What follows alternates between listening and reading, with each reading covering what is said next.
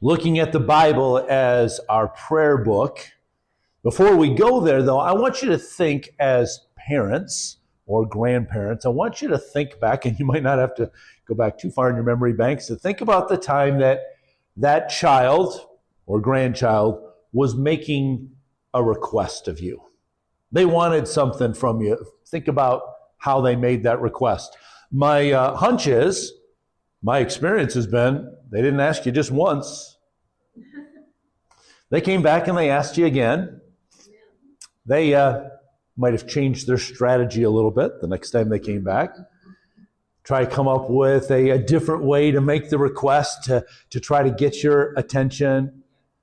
But probably nowhere in that process of them coming back again and again and again and a few more times after that, you probably never sensed from them an idea of like, oh man, I'm asking this person, this father, mother, grandfather, grandmother, but I'm asking them, but I'm just kind of doing it because I just got to check it off the list. I don't really expect anything to happen here, but I'm just asking just because that's what I'm supposed to do. You probably never got that sense. That they're coming back to you because they really believe that you have it within your power to give to them what it is that they're asking for. And so that's the reason why they want to keep on coming back to you again and again and again and again and come back as many times as they need to. Jesus, remember we've looked at this passage a couple of times in Luke chapter 11, that Jesus is praying. And he's praying, and we get the sense here, combined with other verses, where it'll tell us that Jesus was praying by himself and his disciples were there. So in other words, this is not a prayer time, I think here as well in Luke chapter 11, where Jesus is saying to his other disciples, hey guys, join with me in prayer. Let's all pray together about this. But Jesus is praying, and apparently he's praying out loud. He's having a conversation out loud because the disciples hear him, to the point where in Luke chapter 11, it says one day Jesus was praying in a certain place. And when he finished, one of his disciples said to him, Lord, teach us to pray, just as John taught his disciples. And we've heard you praying. How do we pray like that? And he said to them, when you pray, say, Father. We got to stop right there because this is remarkable. I'm going to use another word, and those of you that have been around me for a while know how infrequently and how cautiously I use this word. This is awesome. When Jesus says to us, we can come to God and we can say, Father, when we come to him. If you look at the world religions, if you were to go to a Hindu and say, can you pray and come to God and say, Father? The Hindus have a phrase that they actually flip it around because they want to teach so much respect that children should have for earthly parents. Their phrase is this: Father is as God. Not the other way around, but they say, if you are a little boy, a little girl, you should look at your father as though they are God. That's the way that you should treat them. If you were to go to a Buddhist and say, what about praying to God as a father? They'd say, well, you can't really have a relationship with God. So why would you try to talk to him? You need to commune with all the other energy that's in the world, because ultimately, the Buddhists would say, you yourself can become the God. If you go to a Muslim, the Muslims would tell you that they have 99 names for Allah, and not one of them is Father. 99 different names, no Father in there. If you were to go to the Jews, even here in Jesus' time, they would tell you that God is the Father of the Jewish people, not of anybody else, just of the Jewish people, but they would never, ever presume that they could come to God in prayer and call him Father. They could think of him that way as the Father of but to actually go to him in prayer and talk to him as your Father, They would say that was unthinkable. So I kind of think that when Jesus gets to this part of the prayer and he says, when you pray, say, Father, I think he saw some eyebrows go up. I think he saw some of the disciples looking at each other. Did he just say what I thought that he just said? My ears deceiving me? Did he? And maybe they even missed the rest of this prayer while they're still boggled by that. But he says, when you pray, you can say, Father, hallowed be your name, your kingdom come. Give us each day our daily bread. Forgive us our sins, for we also forgive everyone who sins against us. And lead us not into temptation. Maybe as Jesus saw those eyebrows go up or that look of shock on their face, he said, I'm going to make a point here. I'm going to illustrate this. Because without them verbalizing anything like, what did you mean by that? Then he said to them, right on the heels of, let me give you the model prayer, but let me talk to you about something here. And he begins to tell them what he means by praying in this way. Suppose one of you has a friend, and he goes to him at midnight and says, friend, lend me 3 loaves of bread, because a friend of mine on a journey has come to me, and I have nothing to set before him. Now, let's pause there for a second. This friend is really, when he goes to his neighbor, what he's saying is, if I don't have the proper bread and other things in my home to be able to be a good host, I am going to be completely disgraced, not only with this friend that's coming to visit me, but throughout the community. The word's going to spread. I will be dishonored because I don't have what is necessary to be a good host here. He's asking for, really, this neighbor to save his honor. Then the one inside answers, don't bother me. The door's already locked. My children are with me in bed. I can't get up and give you anything. It's really inconvenient right now. And then Jesus uses a word here. It says, I tell you, though you will not get up and give him the bread because he is his friend, yet because of the man's, now there's a word here that only Luke uses. In the Greek language, this word only shows up here. And so different translations have different ways of saying this word.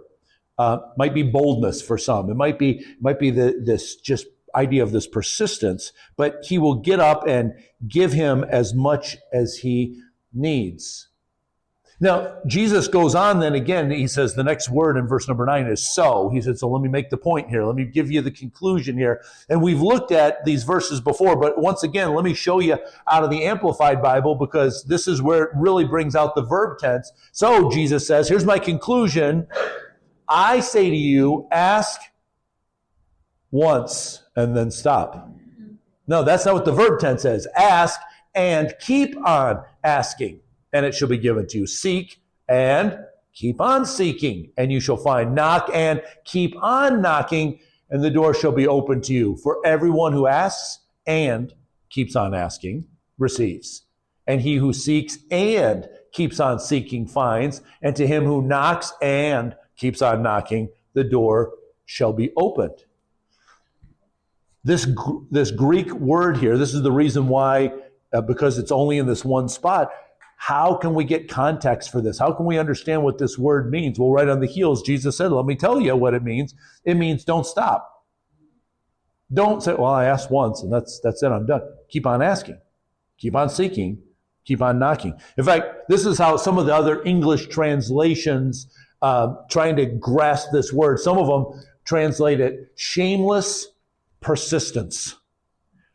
Because of his shameless persistence, he'll get up and give him what he needs. Some of them say sheer persistence. In other words, I'm not even trying to be clever about this. I'm not trying to be polite about this. I'm just being persistent about this. One translation says shameless audacity. There's another word that sometimes we use. It's in our English dictionary. I don't think we use it a whole lot, but it's a good word. It's importunity. Importunity means I'm just going to keep on. I'm not going to be swayed from the path that I'm on. I'm going to keep on. Now, I don't know about you, but sometimes I think that we might feel, I have felt this at times, aren't I just pestering God now? Aren't I just being a pest because I keep coming back and I'm asking and asking and I'm asking and I'm asking and I'm asking? Literally, anandaya, the word there for this boldness or shameless asking or importunity, the at the beginning, the prefix there means without, and then the root word means remorse, without any kind of holding, like I'm not embarrassed at all to do this. I'm just going to keep on. And Jesus said it was because of that. Not because he was persuasive, not because he was clever. He says not even because he's a friend. He got up and gave him everything that he needed just because the guy wouldn't quit. He wouldn't stop asking. He kept on coming again and again. So, like I said, there's only once is this Greek word used, but let me use another word that shows up more frequently in the New Testament that really carries a lot of the same meaning. It's the Greek word hupomene, which the Craig Owens translation for that word is stick-to-it-iveness. All right? Just, I know what I want, and you can't get me off of this. You can't dissuade me from this. I'm going to stick to this no matter what. Let me show you a couple of examples. Let's go to Mark's Gospel. Jesus is on his way. I mean, we are just like right on the eve of what we now celebrate as Palm Sunday. Okay? The last week, the Passion Week of Jesus. We're right there. Jesus has got a lot on his mind. There's a lot of stuff that he knows is going to happen to him in this upcoming week. There's still, in this week especially, there are so many prophecies that he has to fulfill in order for him to be able to hang on the cross and say, it is finished. There's a lot on his mind.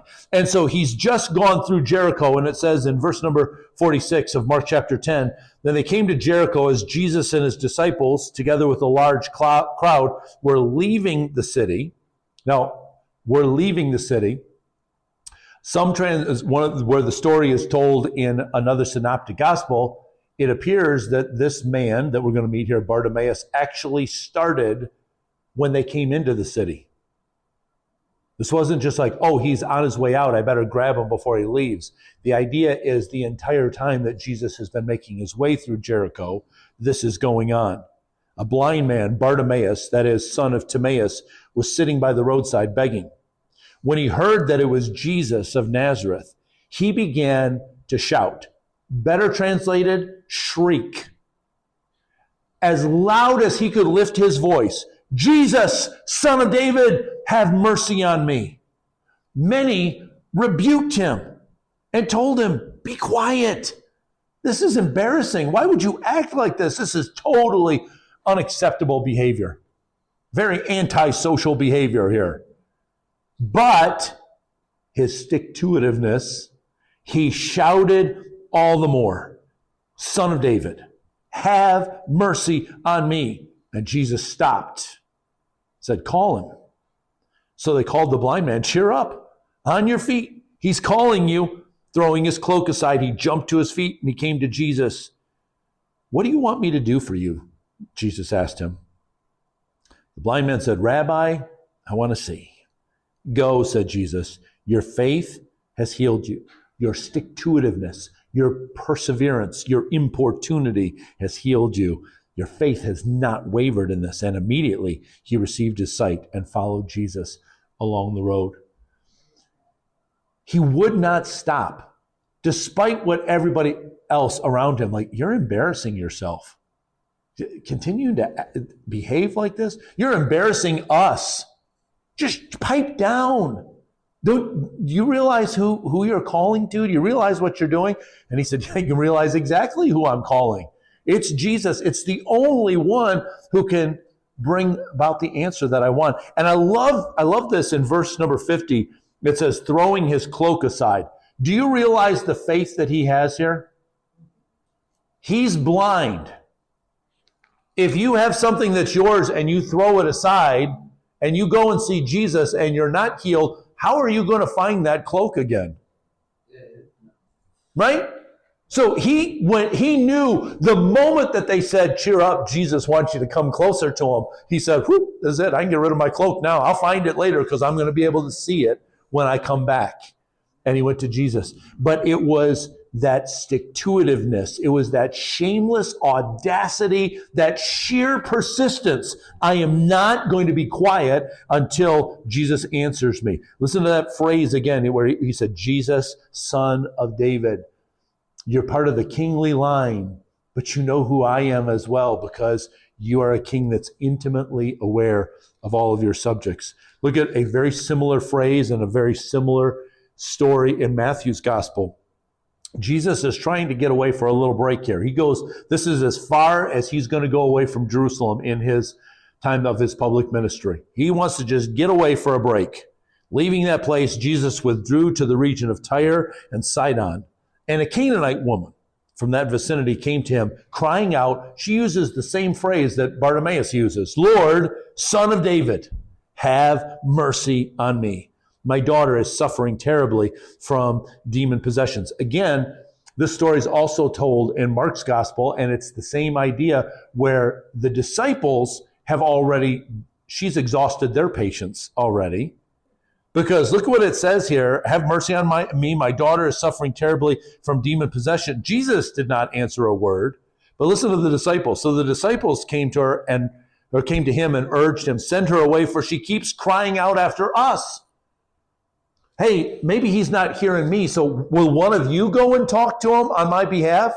Can you go? Can you tell him this is what the need is? Just kind of like your kids, our kids that come to us, they're like, maybe I'm going to try to get a sister or a brother involved to try to help me. Maybe I'm going to try to show them something. I'm going to bring in other resources. The disciples have had it now. They're like, we're done with this lady. She keeps calling out after us as well.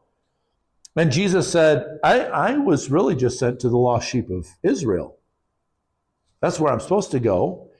And he uses this great analogy because remember what he taught us to pray right after he says, Father, hallowed be your name, your kingdom come. The very first request that he tells us to offer is, give us each day our daily bread. He uses that same thought. He says to this lady, so do you think that it's right for the dad to take the bread and give it to somebody else, give it to the dogs and run their children are right here and they need food? He's really saying to her, do you think that I've got a limited supply? Like I'm going to have to decide whether I feed my kids or feed the dogs? That's what he's asking her. Is that what your perception is? And what she says is, you know what? I only need a crumb.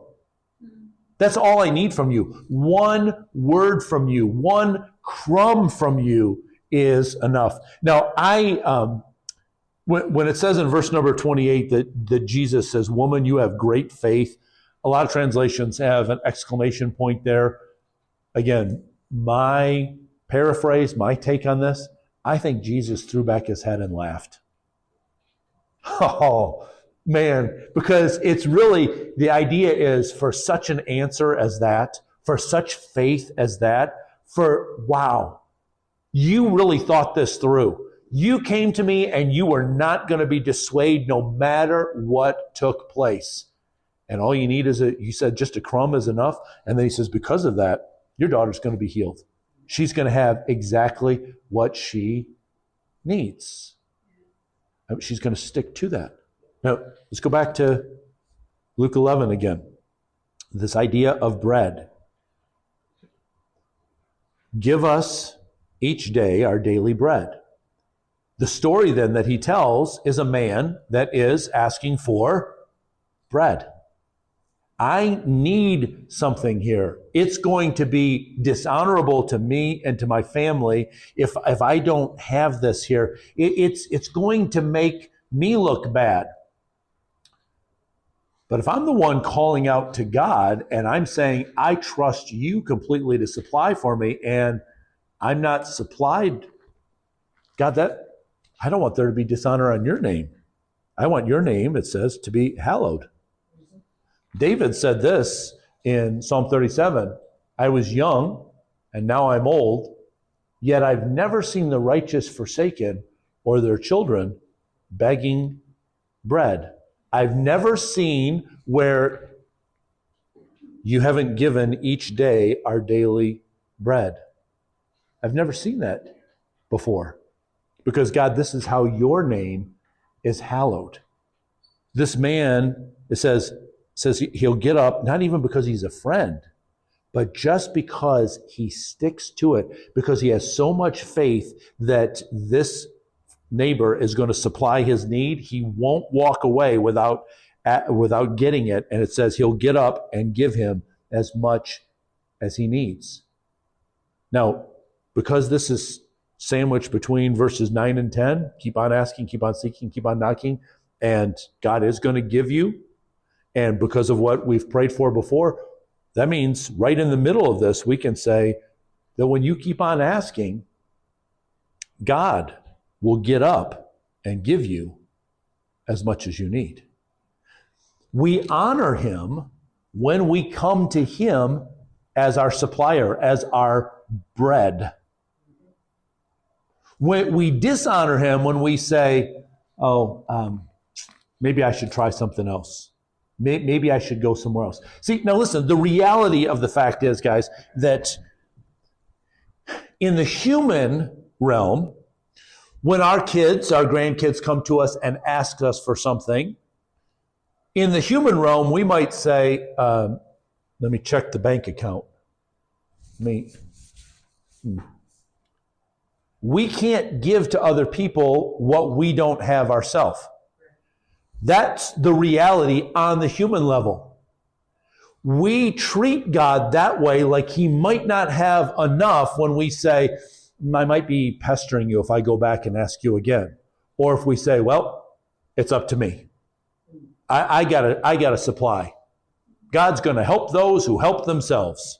No, God helps those who say, I can't help myself. I need you for my daily bread. That's what honors God, is when we go to him. Let me share with you this quote. I love this passage from Horatius Bonner, and he's going to start off with us first. So think about the idea of us being able to give to other people around us. He says, our giving as humans depends much on the state of our minds at the moment. When we're depressed, we have no pleasure in giving to others. We either refuse to give or we give merely to get rid of the person making the request. Darkness of mind shrivels us up. It makes us selfish. It makes us neglectful of others. But when we're full of joy, giving seems our element. Our joy overflows in this way. We cannot help but give. We delight in requests and we seek opportunities of giving, right? When you say, oh man, I'm so supplied, I've got more than what I need. Who needs some? I'm looking for people to give it. And then people come and ask, oh yeah, I got something to give you. Let me give it to you. Let me give it to you. So now listen to what Bonner says. So with the blessed God, who being altogether happy, his delight is to give. His perfect blessedness flows out in giving. We can never come wrongly to such an infinitely happy being. God is never at a spot where he says, can you come back after the next payday? I'm a little short right now. When we say, oh, I'm pestering him because I'm coming back and maybe I've come back too many times and maybe I'm really taxing him, he is infinitely happy. Okay, let's do it this way. And even this is going to be hard for us to comprehend. Whether from your own personal experience with your father, or something you read, or something you heard, or something you saw in a TV show or a movie, put together in your mind the very best qualities of any father you've ever seen. Create in your mind, what does the perfect father look like? Put that in your mind. What does he look like? Now take that times infinity. That's God. There is no limit to his love. There is no limit to his patience. There is no limit to his provision. There's no limit to his desire to bless the people that come to him. The limit is when we stop asking.